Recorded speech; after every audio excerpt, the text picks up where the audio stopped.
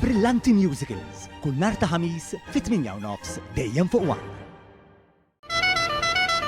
Il-bdiewa u r-raħħala lokali inaqdu ma' diversi pajjiżi oħrajn fl-Unjoni Ewropea biex jipprotestaw kontra id-direttivi tal-Unjoni Ewropea li qed joqtu ħażin lis-settur agrikolu. Fi protesta paċifika il-bdiewa u r-raħħala ħarġu bil-vetturi u l-inġenji tagħhom fejn iltaqgħu f'taqali u saqgħu wara xulxin sal-Furjana. Il-messaġġ ewlieni fil-protesta kien li l-Unjoni Ewropea qed toqtol lill-bdiewa tagħha. One News tkellem ma' Melkin Borġ, koordinatur tal-Laqda Bdiewa Attivi, li sostna kif din il-ġurnata storika għal bdiewa f'pajjiżna li kienu qed jipprotestaw kontra id-direttivi minn Brussell. L-Unjoni Ewropea qed tpoġġi l-bdiewa r-raħħala frokna li kważi ma jistgħux joħorġu minnha. Id-direttivi u regolamenti preżenti u dawk pjanati qegħdin kważi jagħmluhom possibbli li bidwi jew raħħal jaqla l-għejxin tiegħu.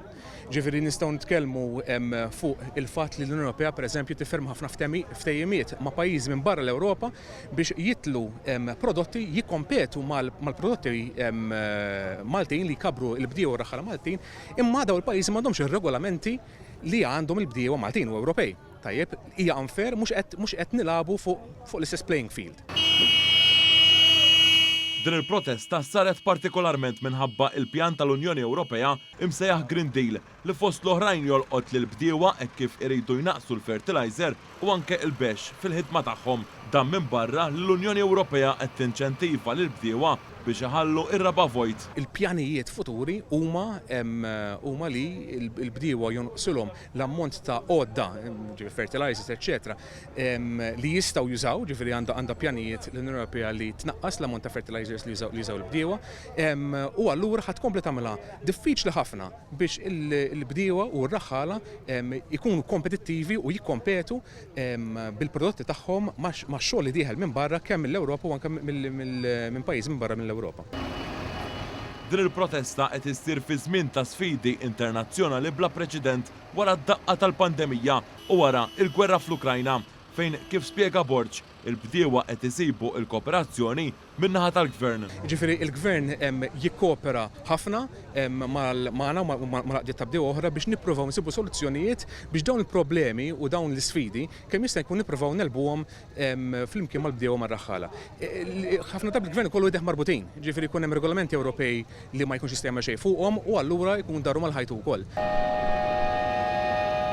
Qabel telaq is-serbut ta' inġenji tal-bdiewa lejn il-Furjana, tkellimna fost oħrajn ma' bidwi li spjega s-sitwazzjoni tagħhom fil-konfront tad-direttivi tal-Unjoni Ewropea. Dawn ħajqtuna ħażin għax lielna dejjem jippruvaw jissekkawna kif għandna naħdmu li sa ċertu punt u tajjeb sakemm il-kompetizzjoni tkun fair aħna lesti li nikkoperaw u li naħdmu.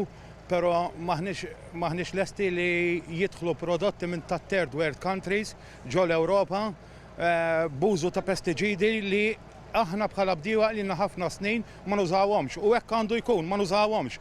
Il-bdiewa Maltin inaqdu ma' bosta pajjiżi Ewropej li fl-aħħar ġimgħat u jiem ħarġu jipprotestaw, inkluż fil-Ġermanja, Franza, l-Olanda u anke fil-Belġjum fejn huma kkonċentrati l-istituzzjonijiet Ewropej.